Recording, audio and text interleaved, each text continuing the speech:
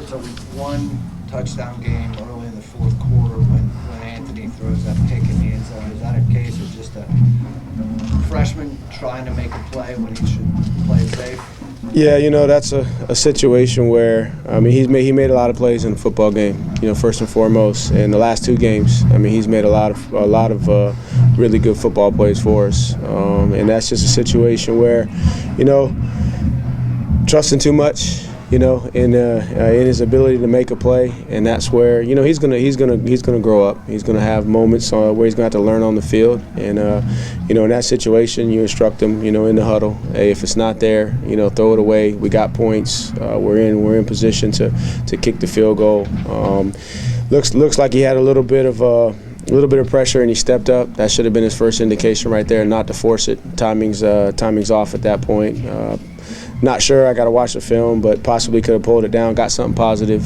He's trying to make a play. That's a young man that wants to win a football game.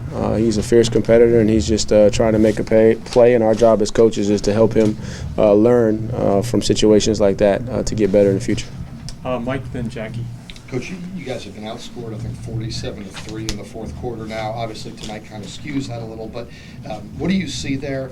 Is it a matter of learning how to finish a game, and how big a factor is depth? Yeah, I'm not gonna make any excuse from a depth standpoint. Depth is what it is. If you're out there on the field, it doesn't matter if you're a fifth year senior or a freshman. You got to go play. The standard doesn't change. The big thing that you've seen in the last 2 weeks is, we got to go make the plays, right? We can't wait for somebody else to make the play. We can't hope that the team across the field doesn't make the play. We have to go make the play, and so I got to do a better job of reaching them and teaching them to help them understand the importance of every single play, especially in the fourth quarter. It's a mindset. The mindset is that I got to get the longer I play, the stronger I get, the better I get, right? And then also understanding that at that point in the game, effort's not enough. There's got to be precision, right? There's precision and execution. That just going out there and playing hard is one component of it. You got to play hard, but you got to play smart. You got to be precise, and you got to go make the play. Bottom line, you got to go make the plays. And it's a hurting football team in that locker room because, proud of them. They got up off the mat from last week. They came to battle today. They fought their tails off. They believe that they were going to win that football game. Now we just gotta make sure that late in games our precision is there, and then we don't leave anything to chance. That we go and take it, and that's where I got to do a better job as a coach, just program wide, getting everybody to understand what it takes to be able to do that in the fourth quarter. With Calandria being such a young player, what do you tell him after the way he ended the game compared to the way he started, but not make sure that doesn't carry on to the next game? You just tell him, man, learn from your mistakes and say, hey, look, that's where you're going to get better. Keep your head up. We're not in that football game if it's not for Calandria, right? So you don't want him to lose his confidence. And the thing that I like about him and what I saw and some of the great quarterbacks that I've been around, by the time he comes to the sideline, he already knows what mistake he made. And I think with that, you can work with it. If you're trying to explain to him, what the mistake was, then you got a little bit more work to do. But by the time he comes to the sideline, he's processed it and he knows. And again, what makes him special is he believes he can make every play. But what we got to do as coaches is we got to try to correct as many of those mistakes and situations in practice before it gets to the game. But he'll learn from it, and man, he's a competitor. I know that he's hurting more than anybody in there because, man, he wants to win. It's just a few plays and some chances you can't take, and he'll learn and grow a lot from tonight.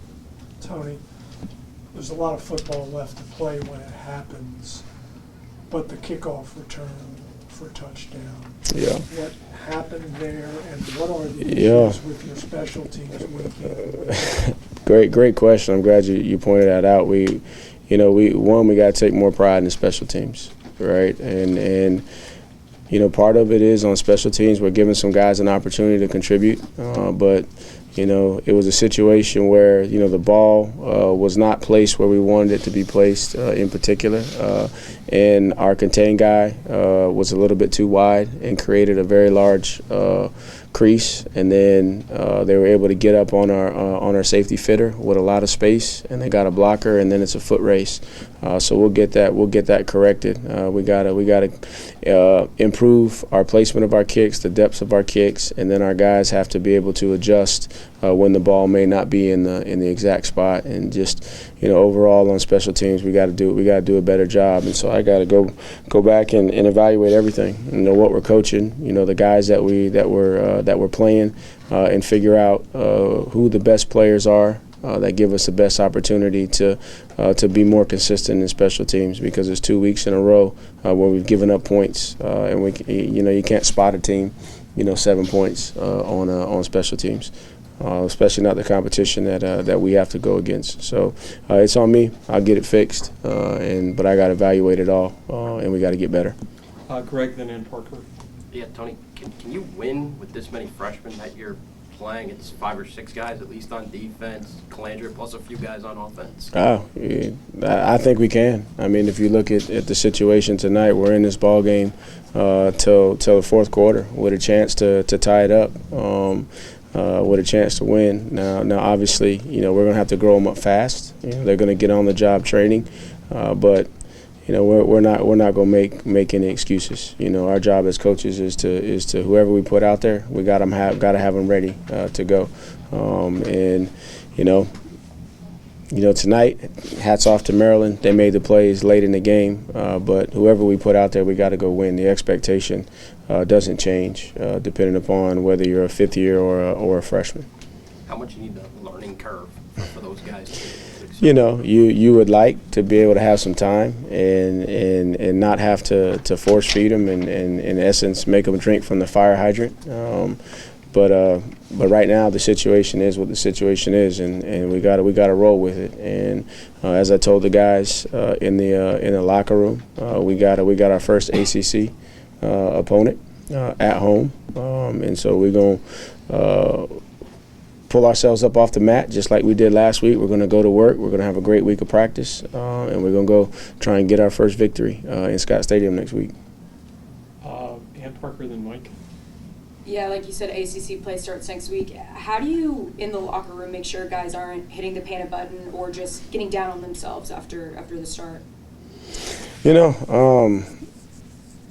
First thing is I told the guys I'm really proud of them, because they had a decision to make after last week. You lose a heartbreaker there at the end. You don't finish the game that you had under control in the fourth quarter, but they came back, and that's what I told them. We're going to do the same thing. That's going to be what our DNA is as a program.